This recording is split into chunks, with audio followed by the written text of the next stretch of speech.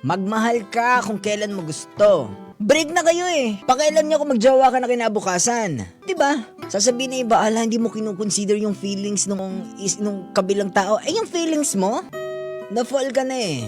Yun na yung feelings mo. So kung i-consider mo lagi yung feeling nung ex-partner mo na hindi pa nakaka-move on, ikaw, ready ka nang mag-move sa buhay mo. Diba? Bakit kailangan lagi ikaw yung mag-a-adjust? Kung naka-move on ka na, move. Diba? Ba't lagi tayo nakatali dun sa sasabihin ng iba? Bakit lagi kang nakadepende doon sa mararamdaman ng doon mo talaga ididepende yung movement ng buhay mo sa mararamdaman ng ibang tao. So, kung masasaktan siya, kung hindi pa siya nakaka-move on, di ka din gagalaw? Paano kung hindi siya naka-move on, di ba? Paano kung obsessed siya? Ayaw ka niyang pakawalan, hindi siya maka-move on, di ka magjojowa, di ka na magmamahal ulit, di ka ulit papasok sa relasyon just because ayaw pa niya, di ba? Live your life the way you want it lived pala with D.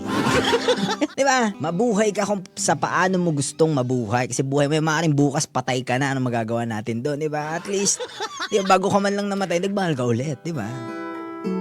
Huwag mong ibase yung mga desisyon mo sa buhay, yung mga gagawin mo, 'di ba? Yung major changes sa life mo based dun lang sa nararamdaman ng ex mo. Ex na siya. 'Di ba? Pareho kayo mag-move on. Kung hindi siya maka-move on, wala kang pakialam dun. Let them. Hayaan mo siya. Kung hindi siya maka-move on, makaka-move on niya ng kusa, hindi mo siya kailangang intindihin.